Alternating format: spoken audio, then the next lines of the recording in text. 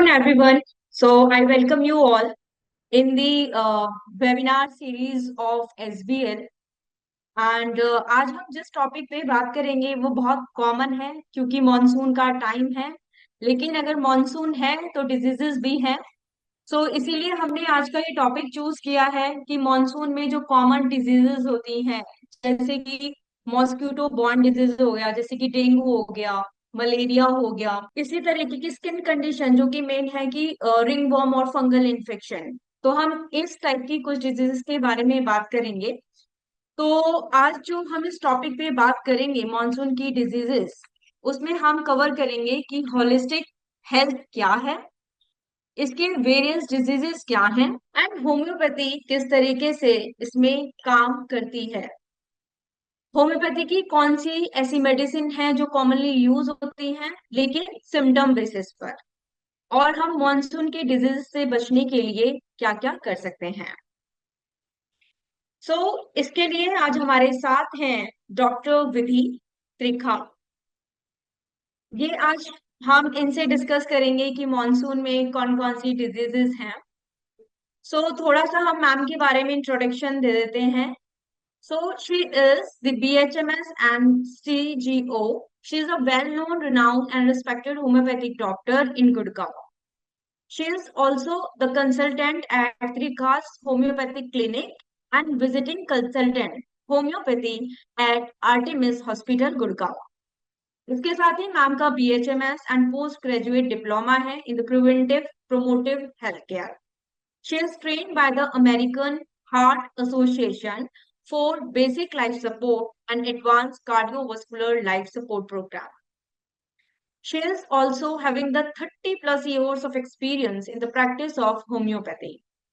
She has published research papers in the national and international journals. She is also awarded as a best homeopathic doctor in NCR on Doctor's Day in 2024. Dr. Trihaka conducted multiple health awareness camps in Gurgaon. Welcome ma'am on this seminar. लेकिन हम webinar को start करने से पहले कुछ common और important कुछ announcements होती हैं, कुछ रूल्स हैं जिनको हम जान लेते हैं, बहुत ज्यादा नहीं है। फर्स्ट इज कि जो भी अगर आपके मन में कोई क्वेश्चंस हैं related to this topic, monsoon से रिलेटेड, उनके डिजीजेस से रिलेटेड, तो आप उनके लिए हमें question and answer chat box है उस पर लिख सकते हैं। इसके साथ ही जो जो लोग इसको ज्वाइन किया है, जो इसको अटेंड कर रहे हैं वेबिनार को, उन सभी को हम ऑनलाइन सर्टिफिकेट प्रोवाइड करते हैं, जिसके लिए आप वेबिनार के एंड में हमारी वेबसाइट पर विजिट कर सकते हैं। वहां पे सर्टिफिकेट एक ऑप्शन है, वहां पे अपनी email ID, registered email ID डालिएगा and then you will get the online certificate. Next जो कि इम्पोर्टेंट है सारे व्यूअर्स के लिए, हम रेंडमली 3 नेम सेलेक्ट करते हैं, 3 क्वेश्चन सेलेक्ट करते हैं और वेबिनार के एंड में हम 3 नेम्स अनाउंस करते हैं। इन सभी से हमें रिक्वेस्ट है कि आप अपने कॉन्टेक्ट नंबर चैट बॉक्स में लिख देना। नेक्स्ट, हमारी जो वेबिनार की रिकॉर्डिंग है ये हम अपने सोशल मीडिया यूट्यूब चैनल पर डालते हैं। इसके अलावा यदि आपको हेल्थ रिलेटेड टिप्स या फिर और इंफॉर्मेशन चाहिए रिलेटेड टू द एसबीएल, तो आप हमारा यूट्यूब चैनल, लिंक्डइन, फेसबुक और इंस्टाग्राम फॉलो कर सकते हैं। So now ma'am, it's over to you, we can start our webinar. Thank you, Manju, for your kind words. And good afternoon, everybody. आज हम बात करेंगे holistic health in the rain and homeopathic approach to monsoon diseases. तो अगर आप लोगों को पता हो कि approximately 50,000 लोग इंडिया में सफर करते हैं मानसून में with diseases, और approximately 10,000 के करीब डेथ्स होती हैं हर साल बिकॉज ऑफ द मॉनसून्स। ये बड़ा इंपॉर्टेंट टॉपिक है जो एसबीएल वालों ने स्टार्ट किया है और टुडे जिसपे हम बात करने वाले हैं, बिकॉज इसकी ग्रीमनेस देखिए कि कितनी ज्यादा है। मॉनसून आता है तो सबको बहुत खुशी होती है कि इतनी तेज गर्मी हुई थी इस बार, उसके बाद अच्छी सी मॉनसून की बारिश हुई, बट हैवी रेन्स जो आती है वो मतलब कि बहुत ज्यादा अपने साथ इस बार जैसे बारिश हुई है कि क्लाउड बर्स्ट हुए हैं ग्लोबल वार्मिंग के कारण, तो इतना ज्यादा हाई जो मानसून हुए हैं उससे इतना सारा तहस नहस हुआ है इंडिया में कि त्रिपुरा से लगाकर केरला से लगाकर वहां तक, तो हमें बहुत जरूरी है कि हम इस टॉपिक के बारे में बात करें। तो मानसून में क्या होता है कि बहुत हाई ह्यूमिडिटी हो जाती है और टेम्परेचर लोअर हो जाता है। तो उसके कारण जिसको कहते हैं ना कि बहुत ही अच्छा एनवायरनमेंट है bacterial growth, fungal growth, viral growth के लिए। तो जब ये इतना अच्छा एनवायरनमेंट होता है, मतलब भगवान नेचर क्रिएट ही किया है मानसून की, हम अच्छे से सब चीज ग्रो हो तो उसमें जो फंगस और बैक्टीरिया है वो भी ग्रो करते हैं। तो उसके कारण बहुत सारी मानसून एलिमेंट्स होती हैं, जैसे कि डेंगू, चिकनगुनिया, मलेरिया, खांसी, जुकाम, बुखार, cholera, typhoid, skin infection etcetera, इतनी सारी बीमारियां हैं। हम उनके बारे में आज बात करेंगे और हम बात करेंगे कि हम कैसे इन सबको मैनेज कर सकते हैं बहुत अच्छे से होम्योपैथिकली, और क्या क्या हमें प्रिकॉशंस और प्रिवेंटिव मेजर्स लेने चाहिए, तो उसके बारे में आज हम बात करेंगे। और इसके लिए बहुत जरूरी है कि हम एक होलिस्टिक अप्रोच रखें इसको ट्रीट करने के लिए, मानसून डिजीजेस को, और हम कैसे हम अपनी गुड हेल्थ रख सकते हैं during this season, so that ये जो सारी बीमारियां हैं ये हमारे को अटैक ना करें। तो the concept of holistic health, तो holistic health is a new concept कि पहले ही होता था कि कोई भी पेशेंट के पास डॉक्टर जाता था तो वो उसके फिजिकल सिम्टम्स हुए उसके लिए दवाई दे देता था और बस ठीक है आप ठीक हो गए आप जाओ। बट अब आजकल जो कॉन्सेप्ट है कि होलिस्टिक हेल्थ होनी चाहिए, कि you treat the person as a whole, जो कि जैसे कि उसकी फिजिकल हेल्थ, उसकी मेंटल हेल्थ, उसकी सोशल हेल्थ, उसकी इमोशनल हेल्थ, उसकी स्पिरिचुअल हेल्थ। और यही हमारे डॉक्टर हैनेमैन जो होम्योपैथी के जो फाउंडर थे, उन्होंने यही बात आज से इतने 200 साल पहले यही बात कही थी कि हमें यही करना चाहिए। तो होलिस्टिक हेल्थ और होम्योपैथी दोनों एक समान चीजें हैं। तो इसलिए आज का जो है कि कॉन्सेप्ट ऑफ होलिस्टिक हेल्थ वो सेम है जैसे कि होम्योपैथी है। सो हम इसी पे ही आज बात करेंगे। Next, so common monsoon diseases कौन सी होती हैं, जैसे कि इंक्रीज ह्यूमिडिटी के कारण कोल्ड, कॉफ, अस्थमास, ये सब होते हैं, रेस्पिरेटरी इन्फेक्शन। फिर वाटरबॉर्न डिजीजेस होती हैं बहुत सारी, जैसे कि डायरिया, टाइफाइड, डिसेंट्री, कॉलेरा, लेप्रोस्पोरियोसिस, ये सब होती हैं क्योंकि हमारा या तो वाटर कंटेमिनेटेड रहता है या फिर इम्प्रॉपर सैनिटेशन। क्या होता है कि जब फ्लडिंग होती है तो कई बार क्या होता है कि सीवर वाटर और जो हमारा पाइपलाइन वाटर है वो मिक्स हो जाते हैं, तो कंटामिनेशन के कारण फिर ये डायरिया, टाइफाइड, डिसेंट्री, ये सब चीजें हो जाती हैं। फिर सिमिलरली क्योंकि एक जगह वाटर इकट्ठा होता है तो फिर बहुत सारी वेक्टर-बोर्न डिजीजेस, जैसे कि जो मॉस्किटो ब्रीडिंग के कारण होती है कि स्टैग्नेंट होल्स होते हैं उसमें पानी इकट्ठा हो जाता है, फिर मॉस्किटो ब्रीड करता है, फिर वो मॉस्किटो से जो बीमारियां होती हैं जैसे मलेरिया, डेंगू, चिकनगुनिया, ये सब हो जाती है। फिर एक और टाइप की है कि स्किन इन्फेक्शन। सो क्या होता है कि हॉट ह्यूमिड टेम्परेचर्स के कारण अगर आपने अच्छे कॉटन क्लोथ्स, एरिएटेड क्लोथ्स और रोज आप अपनी पर्सनल हाइजीन नहीं मेंटेन करते हैं तो बहुत सारी fungal infection, eczema, rashes, boils, ये सब हो सकते हैं। सो इसलिए हम इनके बारे में भी बात करेंगे। फिर मेंटल हेल्थ कंसर्न, ये एक नया कॉन्सेप्ट है क्योंकि अब आजकल जैसा मानसून हो रहा है, इतना वायलेंट मानसून होता है, इतने जोर से फ्लड्स आ रहे हैं। दिल्ली जैसी जगह में, राजेंद्र नगर में फ्लडिंग हो गई तो उसमें लोगों की डेथ्स होती हैं। अभी त्रिपुरा में इतना बुरा हाल है तो वहां पे भी यही है।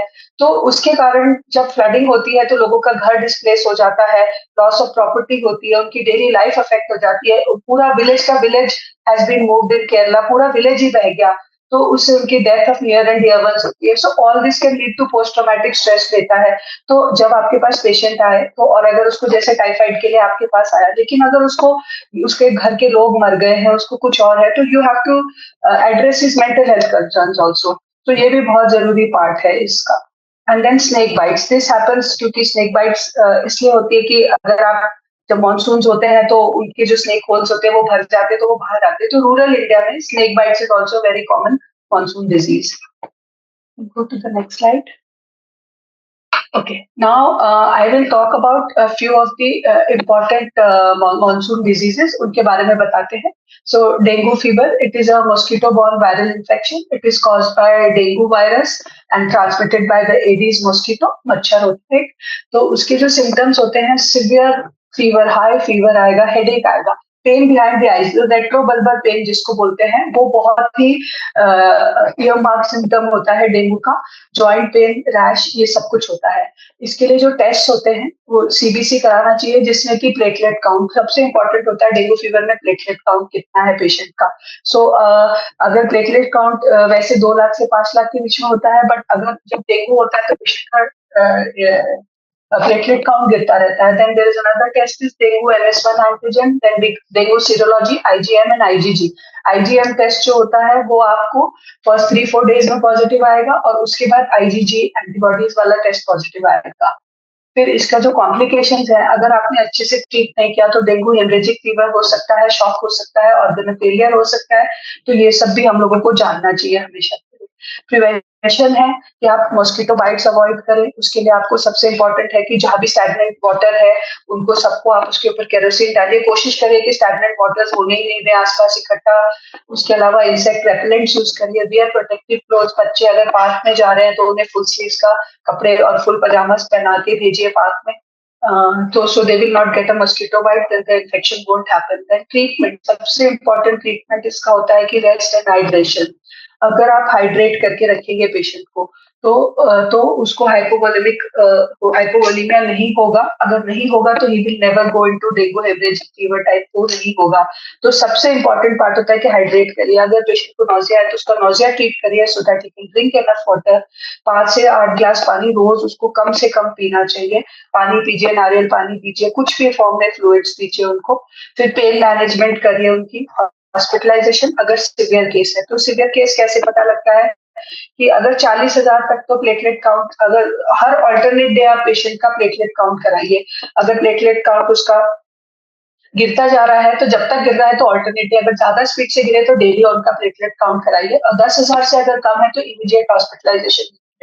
और या फिर अगर पेशेंट बहुत डिहाइड्रेटेड है, प्लेटलेट काउंट अच्छा है बट डिहाइड्रेटेड है, तो बहुत वॉमिटिंग्स हो रही है, is not able to take anything orally, और ही हैज कॉम्प्लिकेशंस, अगर उसको ब्रूजिंग हो रहा है, कैपिलरी रप्चर हो रहा है, तो उस केस में आपको बहुत जरूरी है कि आप उसको हॉस्पिटलाइज करें। हॉस्पिटलाइज करेंगे उसमें भी वो सिर्फ उनको IV फ्लूइड्स देंगे, साथ में आप अपना होम्योपैथिक मेडिसिन बिल्कुल दे सकते हैं उनको, बिकॉज वो लोग तो जनरली सिर्फ फीवर मैनेज करते हैं और फ्लूइड हाइड्रेशन करते हैं। So we can continue with our homoeopathic medicine when the patient has been, even if he is in the hospital. So the homoeopathic good medicine are eupatorium perf, tinospora cordifolia. इसका tinospora is an amazing mother tincture जो कि हमारा platelet count बढ़ाने में बहुत help करता है। तो इसको हमें बहुत हमेशा हर डेंगू केस में यूज करना चाहिए। देन जेल्सिनियम है, रेस्टॉक्स है, ब्रायनिया है, बेलेडोना है, डिपेंडिंग ऑन द पेशेंट के इंडिविजुअल सिम्टम्स पे आप उनको दे सकते हैं। देन एक SBL की एक मिल्क करके है, which I have used much in my practice for all my dengue cases. So वो भी बहुत अच्छा काम करती है फीवर उतारने के लिए। So just mentioning that. Then the complication can be dengue haemorrhagic fever, जिसमें कि कैपिलरी रप्चर्स होता है। उसके लिए हैमिमिलिस और चाइना बहुत अच्छी दवाई है which can be used. And a very good prophylactic for dengue fever is Eupatorium perf. Eupatorium perf अगर आप 30 में ट्वाइस अ डे पेशेंट को, मतलब आप जो भी इम्यूनो कॉम्प्रोमाइज या जिनको आपको लगता है अगर डेंगू एंडेमिक है, बच्चे स्कूल जाने वाले हैं, तो आप उनको यूपेटोरियम पर्फ 30 ट्वाइस अ डे देंगे। तो it is a well proven thing कि ये बहुत अच्छा काम करती है and children generally don't get dengue. So then we'll go on to the next disease, which is chikungunya. Okay, now chikungunya is also a mosquito-borne viral infection, just like dengue. It is caused by a chikungunya virus. उसका test होता है कि chicken CHIK chicken B gene detection by RT-PCR in the first 5 days. उसके बाद IgM antibody specific to chikungunya virus. उसके बाद अगर 10 दिन हो गए हैं तो फिर IgG एंटीबॉडीज है, वो पॉजिटिव आएंगे तो चिकनगुनिया वायरस। सो आप लोग प्लीज टेस्ट नोट कर लीजिए, बिकॉज ये कहीं मिलते नहीं है आसानी से। इसके सिम्टम्स होते हैं कि severe joint pains and swelling. इतना सिवियर जॉइंट पेन्स होता है, मुझे याद है 2005 की बात है that when the chikungunya was at its peak, Delhi में NCR में बहुत सिवियर केसेस हो रहे थे चिकनगुनिया के। So I remember that a very young man with muscular build, he could not, from his bike he could not, मतलब from the gate he could not enter till the clinic gate. We had to send 2 people out to hold him and bring him to the clinic. इतना severe joint pain, इतना severe swelling होता है. It is such a debilitating disease.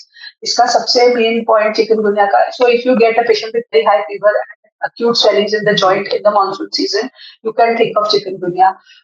उसके अलावा इसमें fever, headache, muscle pain जैसा dengue में होता है सिमिलर होता है. इसमें भी रैश आ सकता है, नोजिया, फटीग, सब कुछ होता है. इसका भी बहुत लॉन्ग टर्म तक इफेक्ट रहता है चिकनगुनिया का. कई बार जो जॉइंट इन्फेक्शन होता है 1-1 साल लग सकता है उसको ठीक होने के लिए. So one has to really do good follow-ups with chikungunya patients till they become finally their joints come back to normal. Then इसका प्रिवेंशन भी सेम है कि मॉस्किटो बाइट्स नहीं होने देना चाहिए, तो उसके लिए मॉस्किटो नेट्स खरीदिए, insect repellents, protective clothing, proper sanitation, managing stagnant water, ये सब कुछ करना चाहिए. एंड इंसेक्टिसाइड्स छिड़किए ऐसे. देन इसका कॉम्प्लिकेशंस होता है chronic joint pain, arthritis, then sometimes neurological disorders या आई प्रॉब्लम्स हो जाती है, बट दीज आर रेयर. एक तो chronic joint pain and arthritis होता है. इसका ट्रीटमेंट भी सेम है कि rest, hydration, pain management. Homeopathic medicine जो बहुत अच्छी देखी है मैंने अपनी प्रैक्टिस में कि बहुत अच्छा काम करती है, पोलिफोरस पिनिकोला है इसका, ये 200 पोटेंसी में बहुत अच्छा काम करती है चिकनगुनिया केसेस में. देन रस्टॉक्स बहुत अच्छी मेडिसिन है. देन रैडब्रोम, ब्रायनिया, जर्सीनियम, ये सारी. So if the patient has very severe joint pain which are better by movement, you can take off rhus tox, otherwise it is better at rest, think of Brania. Eupatorium puff तो अच्छा काम करती ही है, so that can be used. So this is about chikungunya. Then we'll go on to the next disease, which is typhoid fever. Again, typhoid fever is a bacterial infection. Now this is not a viral or a bacterial infection caused by Salmonella typhi bacteria, and इसका transmission होता है contaminated food and water से. सो अगर flooding हो गई, आपका sewer water mix हो गया टैप में, टैप वाटर के साथ, so if you drink that water you have very high risk of getting typhoid. Then it is poor sanitation and hygiene. Then अगर जैसे कि आपका जो कुक है उसको he is a typhoid carrier, then he can give it to you. So always monsoon season में आप जरूर अपने जो भी आपका कुक है, मेड है, उनके नेल्स जरूर चेक करिए. Check them if they are typhoid carriers, if they have ever had typhoid, तो वो आपको ध्यान रखना चाहिए कि आप उसके नेल्स काट के रखें, उनका आप चेक करके रखें. और पर्सन टू पर्सन कांटेक्ट भी हो सकता है, और हाइजीन का ध्यान रखना भी बहुत जरूरी है. अच्छी तरह से सारे फ्रूट्स वेजिटेबल्स धुल के फिर ही खाने चाहिए, otherwise you can catch typhoid. Even street food खाने से भी टाइफाइड का बहुत हाई रिस्क रहता है. तो मानसून में जनरली स्ट्रीट फूड आप लोगों को अवॉइड करना चाहिए. इसके सिम्टम्स होते हैं वही फीवर, हेडेक, फटीग. इसमें एब्डोमिनल पेन, डायरिया और constipation, either of these can happen. Then rash होता है कुछ पेशेंट्स में. देन चिल्स, स्वेटिंग, ये भी बहुत डेबिलिटेटिंग होता है. It is also a long term, बहुत टाइम लगता है इसको ठीक होने में. उसके बाद वीकनेस भी बहुत ज्यादा हो जाती है पेशेंट के अंदर. Sometimes we get typhoid is complicated by pneumonitis हो सकता है. उसके अलावा intestinal perforation, bleeding, meningitis, encephalitis, organ failure.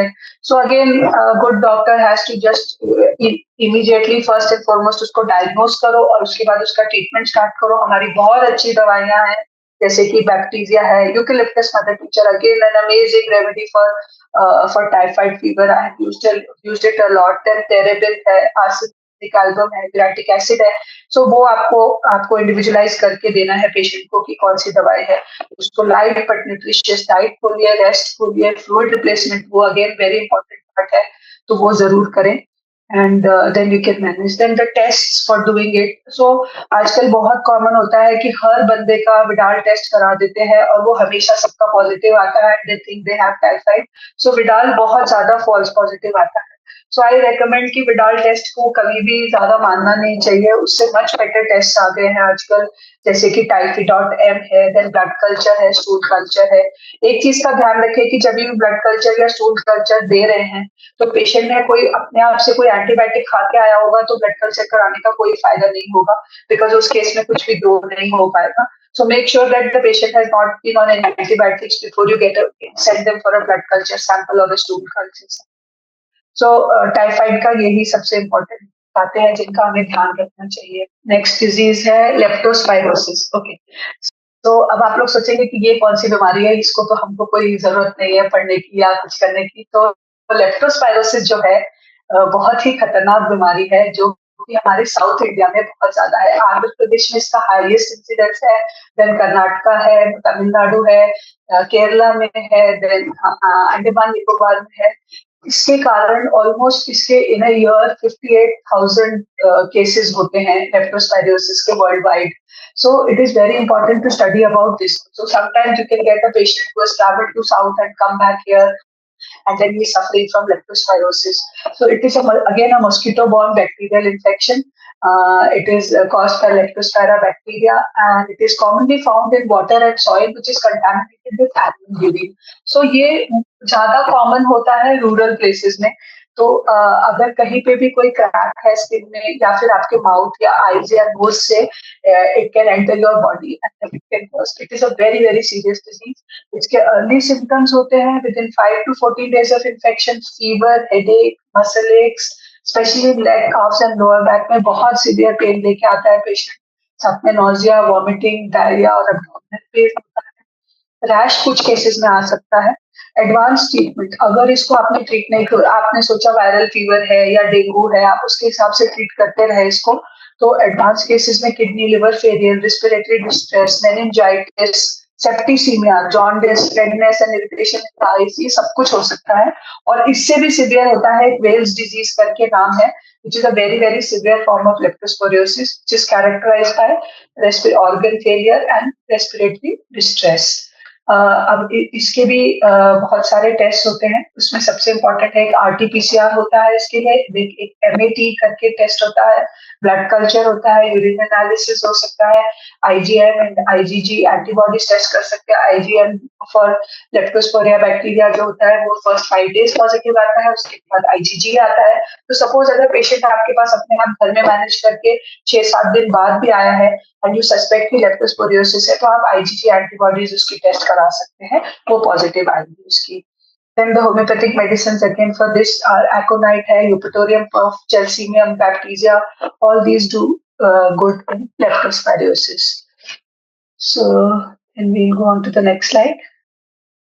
Okay, now approach in managing a monsoon-related illnesses. इसमें homeopathic physicians को जैसे ही मानसून आए तो आप लोगों को क्या क्या आप कर सकते हो, so that you can be a help to your neighbourhood and to the country. सबसे पहले आप प्रिवेंटिव मेजर्स, आप अपने पेशेंट्स को समझाइए कि हाइजीन रखना, सैनिटेशन रखना, वेक्टर कंट्रोल के लिए कि कहीं भी वाटर स्टैग्नेटेड इकट्ठा नहीं हो, पार्क्स में, आपके घरों में जो पॉट्स हैं उन सबको ठीक करेंगे. उसके अलावा फिर आप रिस्क असेसमेंट करिए कि आप अपने वल्नरेबल पॉपुलेशन को आइडेंटिफाई करिए कि भाई जैसे बच्चे हैं, एल्डरली हैं, इम्यूनो कॉम्प्रोमाइज पीपल. आपके पास कोई पेशेंट्स आ रहे हैं जो कि कैंसर के पेशेंट्स हैं, ऑटो इम्यून डिसऑर्डर्स के पेशेंट्स हैं, या कोई ऑर्गन डोनेशन वाले हैं, तो आप उनको आइडेंटिफाई करके आप जो प्रोफाइलैक्टिक होम्योपैथिक मेडिसिन होती हैं वो आप दे सकते हो. You can start them as soon as the monsoon start so that they will remain protected atleast in some form और the other. Then symptomatic treatment. So अब एक बार पेशेंट आपके क्लिनिक में आ गया तो अब आप उसको सबसे पहले आप उसके सिम्टम्स लिखिए, उसके बाद आप डायग्नोस करने की कोशिश करिए. उसके लिए अगर आपको कोई टेस्ट लिखवाने हैं तो वो टेस्ट लिख के उसके टेस्ट करवाइए, because all these monsoon diseases are very very dangerous diseases. तो बहुत जरूरी है कि आप उसके टेस्ट करा के डायग्नोस इमीडिएटली करें. उसके बाद उसका इंडिविजुअलाइज्ड होम्योपैथिक ट्रीटमेंट करें, जो भी मेडिसिन आपको लगती है इंडिकेटेड वो जरूर दें. अब उसके बाद supportive care is very very important, कि आप उनको प्रॉपर गाइडेंस दीजिए कि रेस्ट, हाइड्रेशन, न्यूट्रिशन बहुत जरूरी है, कि बाजार का नहीं खाएं. ये सारी बातें समझानी पड़ती हैं. 80% पॉपुलेशन को नहीं पता होता है. So nutrition also is very very important. सिर्फ दवाई ही नहीं लिख के देनी है, but you should give supportive care also.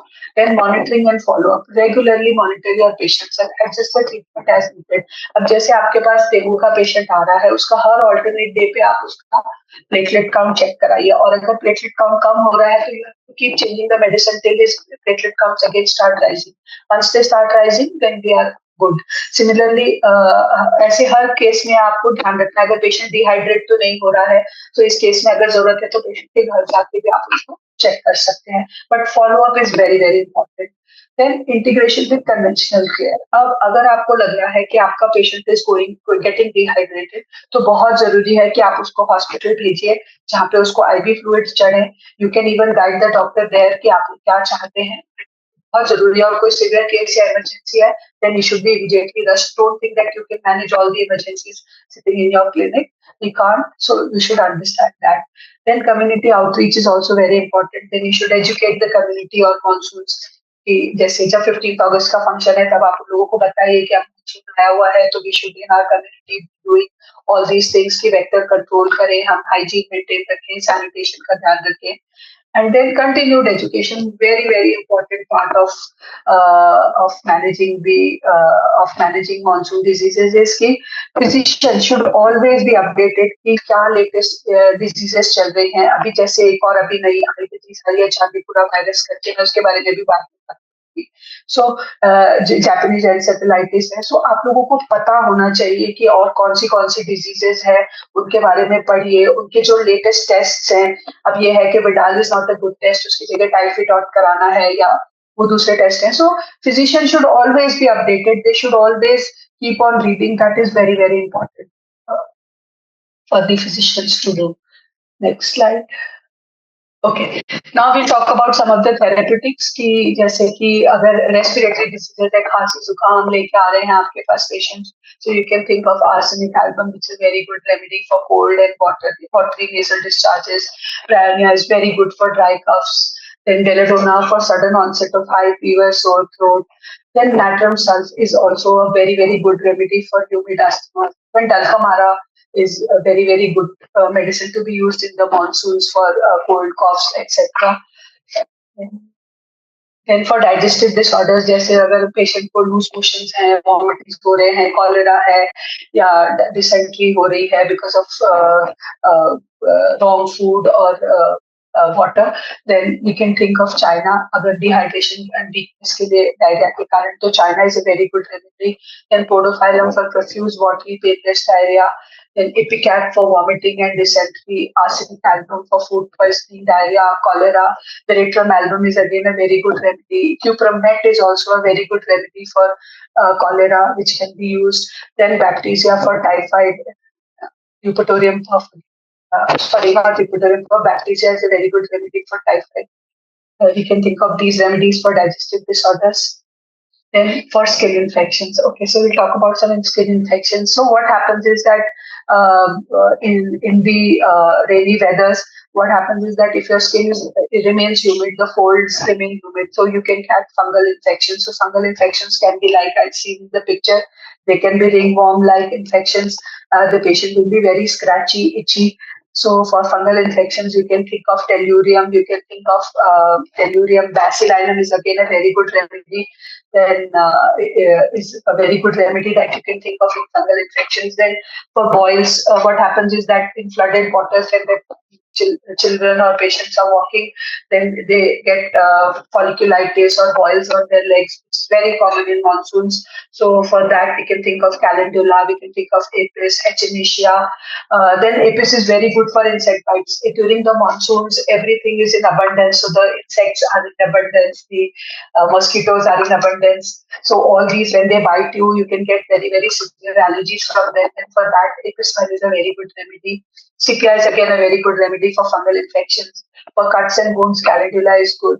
For eczemas, graphitis is good. And any kind of itching, burning, you can think of sulfur. Always sulfur is the king. So we can think of sulfur in all kinds of infections. Okay, now for preventing vector-borne diseases homeopathically, for malaria, we can think of China, Chininum sulph, Allistonia scolaris. Again, Allistonia scolaris is an amazing medicine for, in mother tincture form, is very good for malaria. Then dengue, we can think of Eupatorium puff, Clevosporia, Gelsemium, chikungunya, Rustopes, we've already talked about this. Then for Japanese encephalitis, belladonna, calcarea carp, tuberculinum, hyoscyamus, helleborus, this is a very good remedy. Then Chandipura virus. Now, this Chandipura virus is a new disease, a new strain of virus. It was first discovered in Chandipura, which is a small village in India. And now recently this year, few cases have been found in Gujarat. So for that, China, Rustox, chamomilla is a very good remedy. For all kinds of vector-borne diseases, the prevention tip is that you have to use mosquito nets. Then personal hygiene is important. Then use of insecticides. Then sanitation is very, very important. Here we go. Okay. So homeopathic prophylactics in the monsoon. So अब आप patient कोई बीमार नहीं है, but what are the different medicines that can be used? I have picked up these from different literatures, so I'm sharing it with you. I use these very often in my practice. So for general immunity building during the monsoons, we can think of Echinacea 1X or even Echinacea mother tincture, and then Cucurmin Q. Cucurmin is basically haldi se बनती है ये medicine, so it is very good. You can ask the patient to take, like for immunocompromised patients or people who are at high risk, who are always outdoors, they can be given that Cucurmin Q 10 drops morning, evening. They can take regularly during the monsoons to protect them from these diseases. And for prevention of malaria, malaria officinalis 200 can be given weekly during the endemic of malaria. Then for cholera, Cupromet 30 twice a day, every 3 days in areas wherever cholera is prevalent. For gastroenteritis, Acecalmon 200 can be given weekly. For typhoid, Typhoidinum 200 weekly, or we can even think of Bacteria 30 fortnightly. For Japanese encephalitis, Belladonna 200 can be given weekly to the patients. Then for dengue, Eupatorium perf 30 twice daily can be given. Then, okay, now what kind of life, what are the precautions that one should take when one is in the monsoon season? So in the monsoons, the diet, a very, very important part is to eat warm food, easily digestible, freshly cooked food. Avoid street foods as far as possible, because the street food, the vendor who's selling his hygiene can be very poor, and in this weather, when the humidity is high, you are at very, very high risk of getting these monsoon diseases, especially the stomach disorders.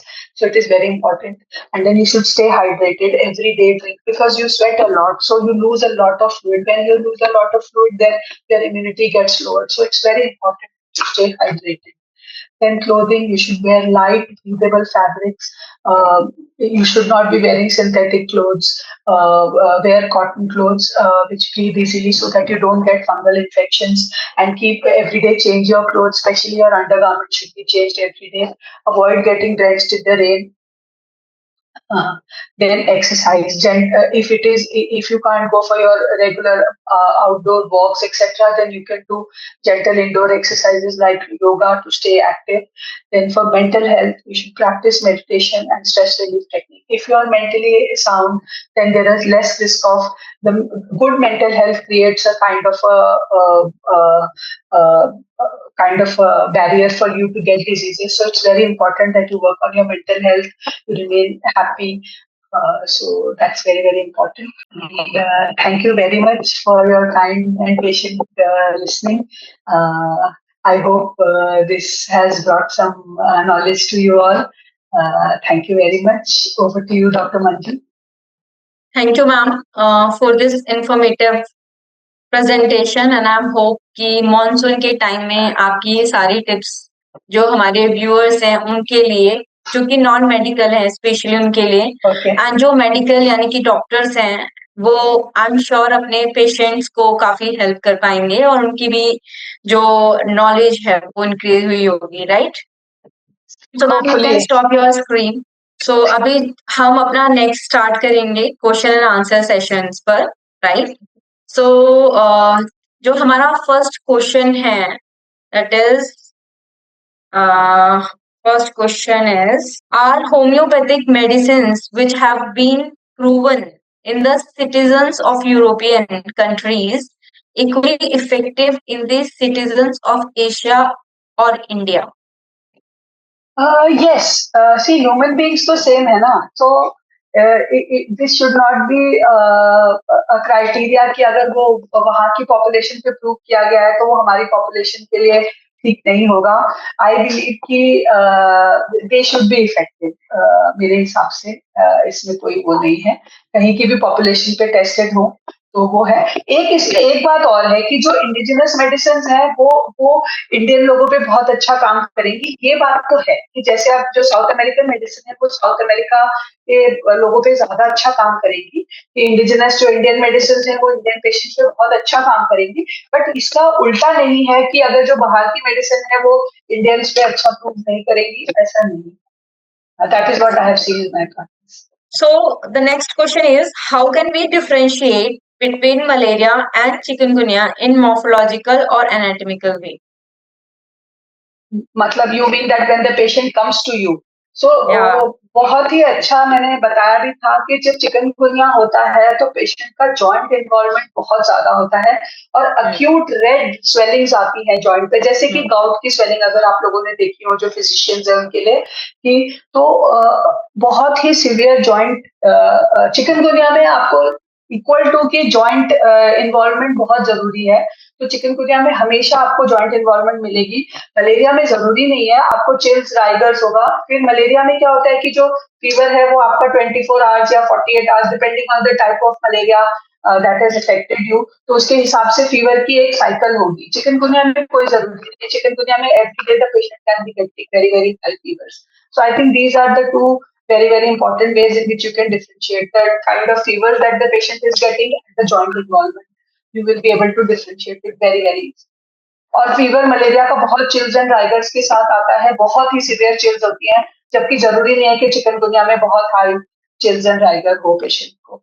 So that also helps.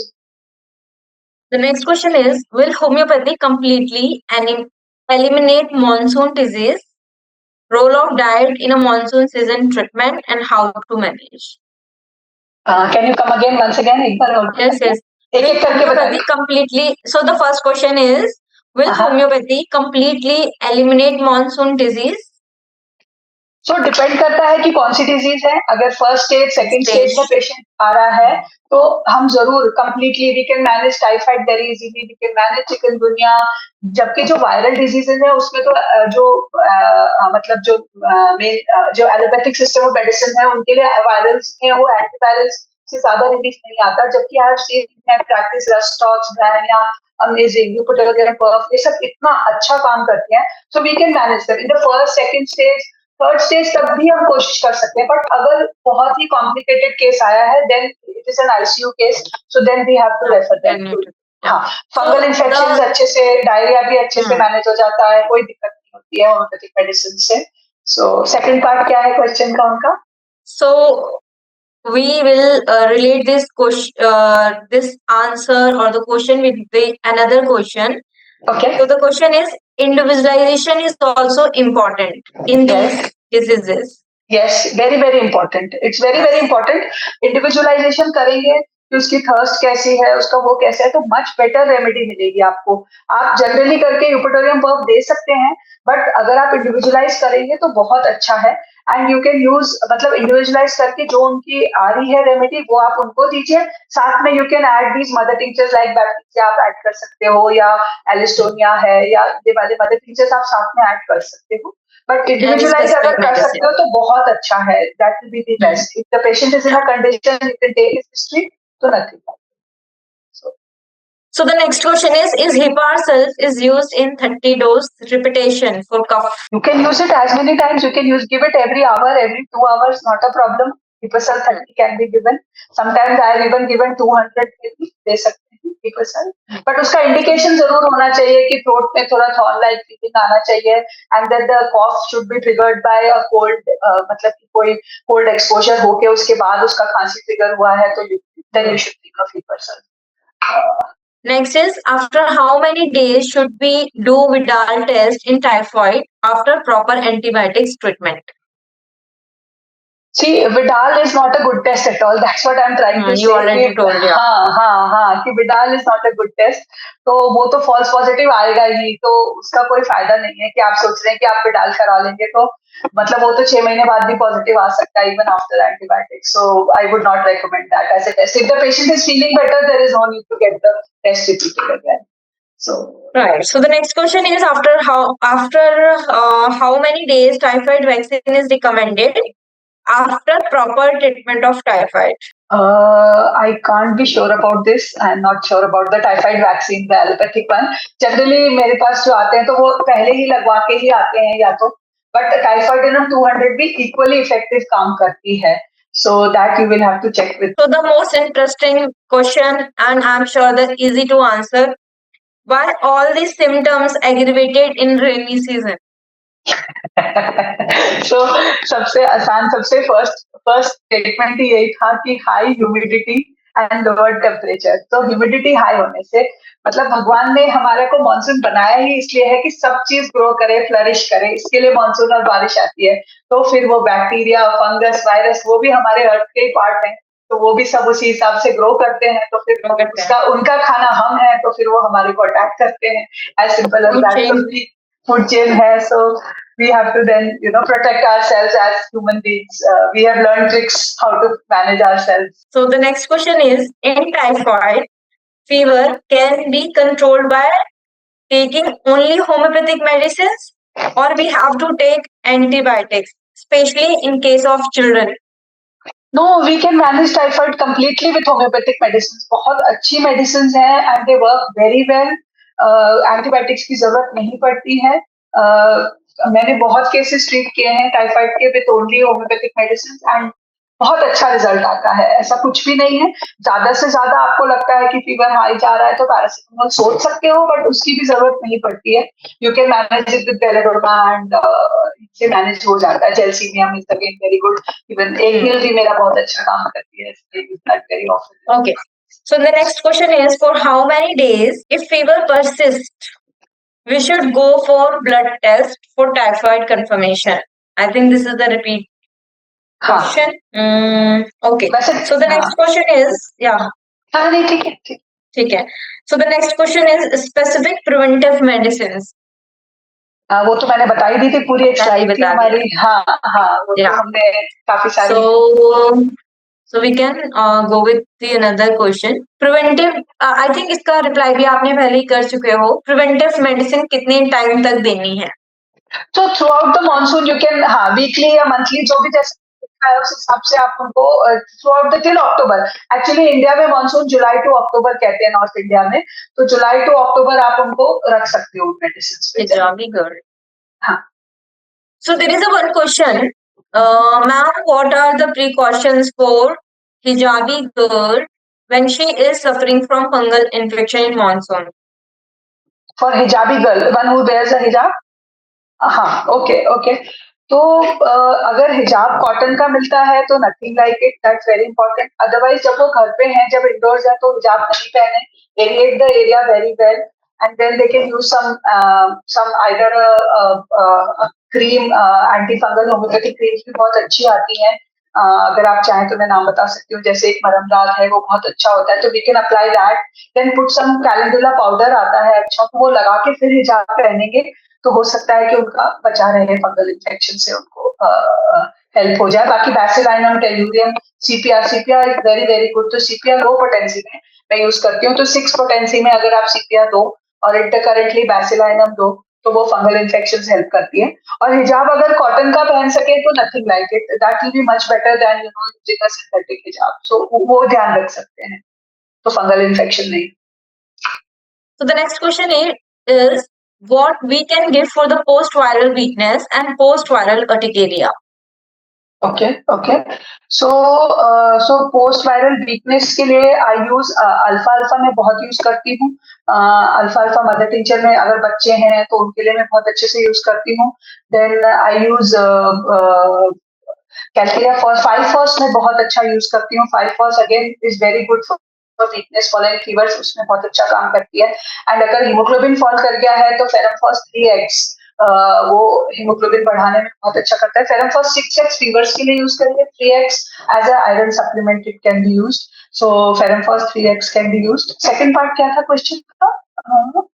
एक तो कि post viral urticaria. Post viral urticaria.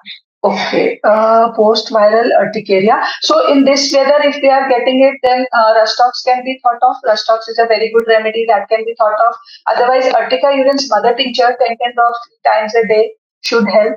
And एक variolinum की आप एक intercurrent dose दे दीजिए, because secondary to viral infection हुआ है, तो एक आप जब पेशेंट का वायरल फीवर ठीक हो गया उसके 3-4 दिन बाद आप वेरियोलाइनम 200 की एक सिंगल डोज दे दीजिए, and then you can start them on urtica urens mother tincture और रस्टॉक्स। और अगर उसकी कोई मोडालिटीज आ रही है किस कारण से, और कोई कारण मिलता है आपको या मोडालिटी लगे कि रात में आ रहा है, तो उस हिसाब से आप मेडिसिन दे सकते हैं टिकेरिया के लिए। Next is how to manage low platelets, approx below 20,000 platelets. हाँ, तो उसके लिए एक तो टीनोस्पोरिया मैंने आपको बताया है, मदर टिंचर वो बहुत अच्छा काम करती है। Then secondary to that then we can use, एक बार हमने उसमें बहुत ही सीनियर डॉक्टर थी डॉक्टर विश्वला, उन्होंने बताया था कि tuberculinum 200 can be used to increase the platelet counts. So I have tried that and it has worked really well in my practice, so I am just giving you a tip कि tuberculinum 200 अगर आप देते हैं तो उससे platelet count बढ़ना शुरू हो जाता है। सो आई यूज tuberculinum इन केसेस पेशेंट्स को भी गोइंग फॉर कीमोथेरेपी और उनका प्लेटलेट ड्रॉप हो गया और उनका नेक्स्ट राउंड नहीं हो सकता because of the platelet being low, तो उस केस में भी मैंने tuberculinum यूज किया है and it has done very well. So I have used tuberculinum for increasing the platelet count. Other then tinospora तो अच्छा काम करती ही है, यूबिक्टोरियम फर्स्ट भी बहुत अच्छा काम करती है, तो वो तो चलने ही दीजिए। फिर भी अगर आपको लग रहा है कि नहीं हो रहा तो एक आधा इंटरकरेंट डोज ऑफ tuberculinum देख के आप ट्राई कर सकते हैं। Okay. So the next is, ma'am, many patients are coming for fungal skin diseases. What all precautions and prevention should be advised? Okay, so for fungal infection वही है कि एक तो नहाने के बाद उनको एरिया को एरिएट, जनरली ग्रोइन एरिया बहुत इन्वॉल्व होते हैं, तो उसको क्या होता है कि पेशेंट जल्दी जल्दी कपड़े पहन लेता है, तो ह्यूमिडिटी जैसी रहेगी फोल्ड्स में तो फिर फंगस और बहुत जोर से ग्रो करती है। So it should be taken care कि आप बहुत अच्छे से ड्राई करें अपने को फैन के नीचे, नहाने के बाद ड्राई करके उसके बाद दे शुड अप्लाई। ये 2-3 हमारे होम्योपैथिक अपॉइंटमेंट्स है विच आई एडवाइस, एक मरमदाद करके है, there is one calendula ointment बहुत अच्छा काम करता है, तो वो लगा के उसके बाद थोड़ा ड्राई होने दें, मतलब वो एब्जॉर्ब हो जाए थोड़ा, फिर कैलेंडुला पाउडर डालें, उसके बाद कपड़े पहने। ये तो लोकल एप्लीकेशंस के लिए है। देन देयर हाइजीन के लिए उनको समझाएं ये सारी बातें, that they should change their undergarments every day. Also very very important is कि वो अपने अंडरगारमेंट्स जब धोते हैं उसके बाद उसको इनसाइड आउट सुखाना है धूप में, तेज धूप में। अगर मानसून में धूप नहीं है तो they should iron their undergarments, because seams में फंगल स्पोर्स रह जाते हैं, फंगल स्पोर्स रह जाते हैं तो उससे फिर वो फंगस स्प्रेड होती है। तो अगर आजकल तो ऐसे वॉशिंग मशीन में कपड़े धुलते हैं, अगर वार्म वाटर में धोएंगे अच्छी तेज बॉइलिंग वाटर में तो दैट्स फाइन, अदरवाइज तेज धूप में सुखाए इनसाइड आउट कपड़े, या फिर उनको बोले कि उसको इनसाइड आउट आयरन करके और फिर उन कपड़ों को पहने, तो उससे फंगल इन्फेक्शन स्प्रेड नहीं होगा। ये फिर प्लस उनका विटामिन डी लेवल्स बहुत अच्छे इंप्रूव होने चाहिए, तो you should check their vitamin D levels, if they are low then funguses take a long time to go away, they will not go away. So ये 3-4 चीजें, hydration very important, वो करें, plus nutritive खाना खाएं, haemoglobin भी अच्छा होना चाहिए so that the body can fight out the fungal infections. So इन सब चीजों का बहुत ध्यान रखना चाहिए। और अगर जैसे टोज में है तो शूज को एरिएट करना होता है, shoes and socks everyday change होना जरूरी होता है। अगर फीट में फंगल इन्फेक्शन है तो उस चीज का ध्यान रखना चाहिए आपको बहुत। तो these are the things I recommend. और फिर मेडिसिन तो है ही, सीपीआर, टेलुरियम, एसिलाइनम करंटली ये सब यूज कर सकते हैं। Okay, so ma'am, hopefully this will be the last question and the most important question. So for monkeypox, which was not discussed in the PPT, although this is, nowadays the cases has been increased. So for monkeypox, is there any specific or homeopathic medicine? Not that I know of. I would use symptomatically, या तो मैं इंटरकरेंटली वेरियोलाइनम दूंगी, फिर साथ में belladonna वगैरह, ये जो चिकन पॉक्स के लिए हम जो यूज करते हैं पल्सेटिला, ये सब यही मेडिसिन हम मंकी पॉक्स के लिए भी यूज करेंगे। I don't think there is a specific for monkeypox. Okay, so I'm sure बहुत सारे questions हो गए हैं and everyone is satisfied कि हाँ हमें हमारे के आंसर्स मिले हैं, राइट? Hopefully, yes. अब अपना नेक्स्ट, जैसा कि हमने प्रॉमिस किया था अपनी स्टार्टिंग में वेबिनार में कि हम 3 जो विनर्स हैं हम नाम अनाउंस करते हैं। So the names are, please अपने कॉन्टेक्ट नंबर हमें क्वेश्चन एंड आंसर जो हमारा चैट बॉक्स है उसमें अपना लिख देना, so it will be easy for us to connect you. So for the first name is Swastik Gupta, Second is Ankita Siaram Gupta. And the third is Dr. Khurshid. Congratulations, everyone. So, and at the end, thank you, ma'am, for this beautiful presentation and your question and answer session. Thank you, everyone, for listening us, for view, and I'm sure you all are regular viewers of the SBL webinar series. So next time हम आपसे जरूर मिलेंगे with a new topic and something new which you जो कि हमारे आजकल के जो हमारा environment है उसमें कुछ नई disease condition होगी. So तब तक के लिए thank you everyone and लोग SBL की webinar series को continue देखते रहिए. Thank you everyone. Thank you so much, ma'am. Thank you for patiently hearing everybody. Thank you.